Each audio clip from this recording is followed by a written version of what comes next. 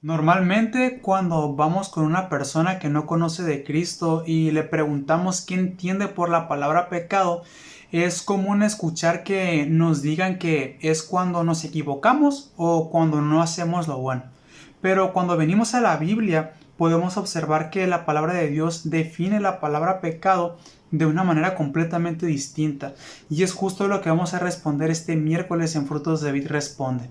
Etimológicamente, la palabra pecado significa errar del blanco, es decir, cuando nos equivocamos o cuando desobedecemos o cuando hacemos lo malo, vaya. Pero cuando observamos lo que dice la palabra de Dios, podemos observar que la palabra pecado es todo aquello que hacemos, pensamos o decimos que no agrada a Dios. Y a esto se refiere, como dice el libro de Primera de Juan, infringir la ley de Dios. Y esto lo podemos encontrar en Primera de Juan capítulo 3 versículo 4, que dice de la siguiente manera: todo aquel que comete pecado infringe también la ley, pues el pecado es infracción de la ley. Ahora, ¿qué quiere decir la Biblia cuando se refiere, o más bien este pasaje cuando habla acerca de la ley?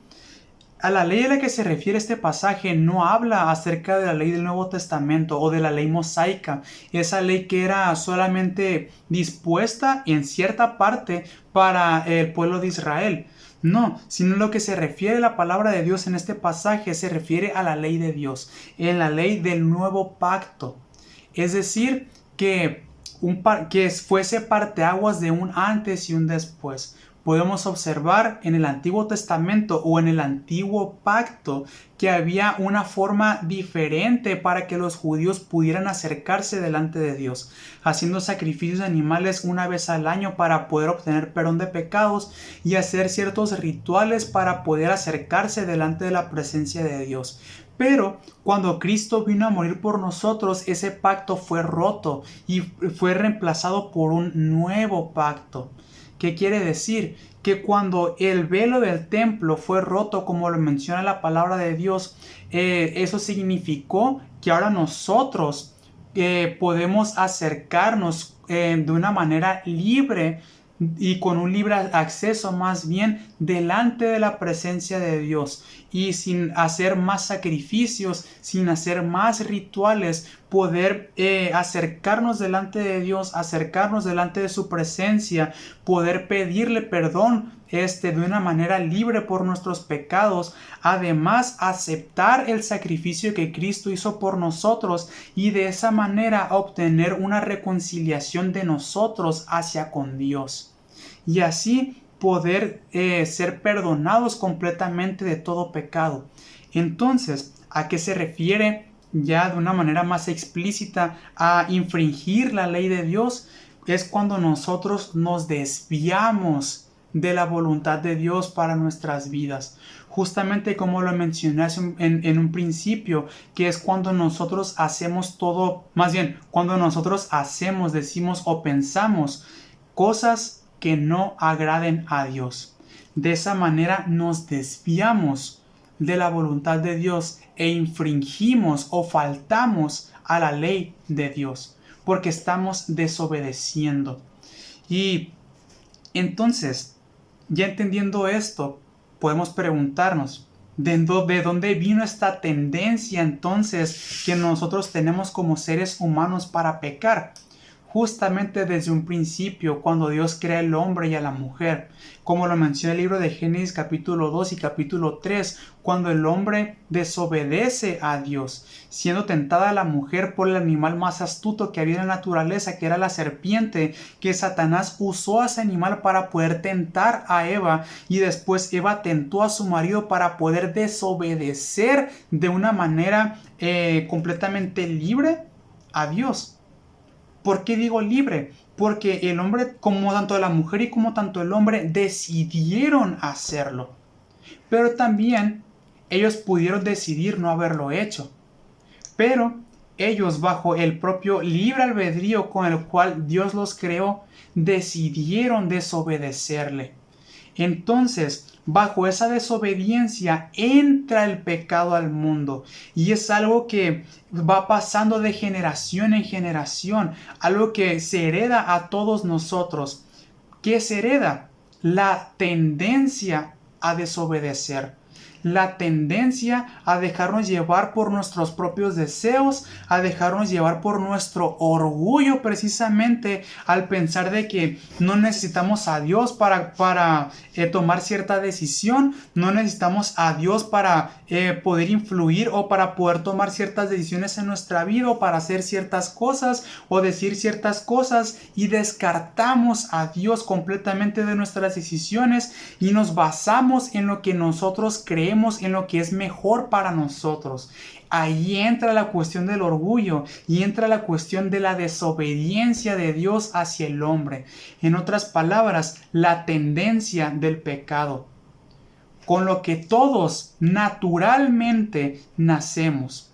Y eso es algo lo que podemos ver desde momentos antiguos hasta el día de hoy, que todos tenemos eso, la tendencia a desobedecer a Dios o la tendencia a cometer pecado. Y eso es a lo que la Biblia se refiere como el pecado natural.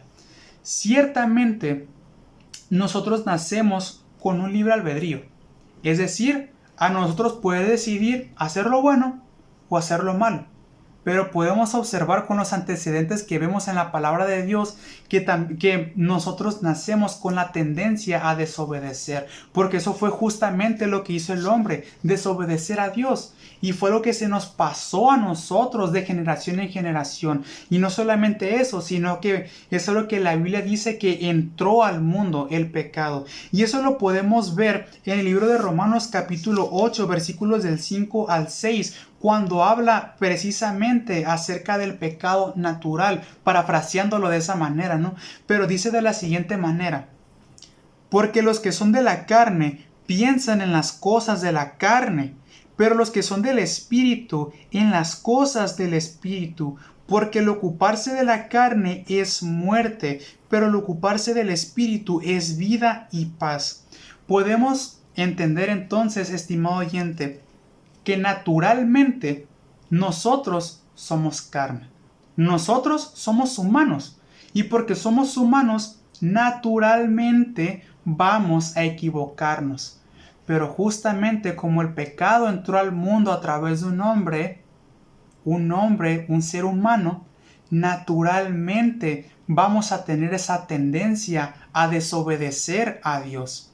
A eso se refiere la Biblia, a la carne, que somos humanos, seres que naturalmente van a equivocarse. Pero una cosa es que naturalmente nos equivoquemos y otra cosa es que decidamos vivir una vida en pecado o una vida en desobediencia.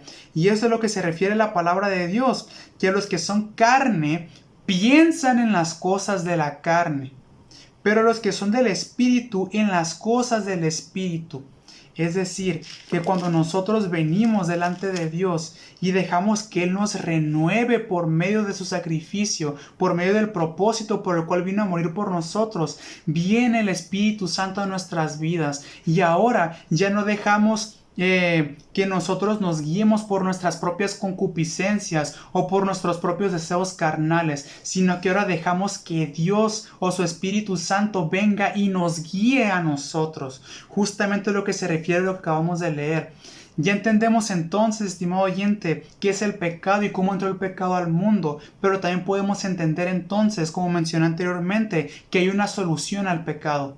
Y esto lo menciona también el libro de Romanos capítulo 5, versículo 8, que dice de la siguiente manera: mas Dios muestra su amor para con nosotros, en que siendo aún pecadores, Cristo murió por nosotros.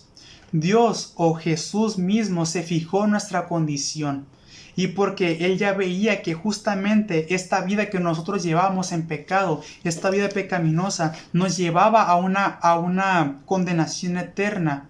Él, por su misericordia y su amor, vino a morir por nosotros para que de esa manera poder tener una reconciliación con Dios por medio de su sacrificio, y así por medio de ese nuevo pacto que Cristo vino a hacer a través de su sacrificio, poder tener una cercanía a Dios nuevamente, poder acercarnos confiadamente delante de su presencia, pedir perdón por nuestros pecados y aceptar ese sacrificio de Cristo para con nosotros, y de esa manera decir que nosotros ya no vamos a ser los que vamos a dirigir nuestra propia vida, dejándonos llevar bajo nuestras propias concupiscencias o bajo nuestro propio impulso a desobedecer a Dios, sino que ahora vamos a dejar que sea su Espíritu Santo quien nos guíe a nosotros, y sea ese mismo Espíritu Santo quien nos acerque a Dios y nos santifique día con día. Espero que esta pregunta haya sido respondida y que sobre todo haya sido de gran bendición y de edificación para sus vidas. Que el Señor les bendiga grandemente.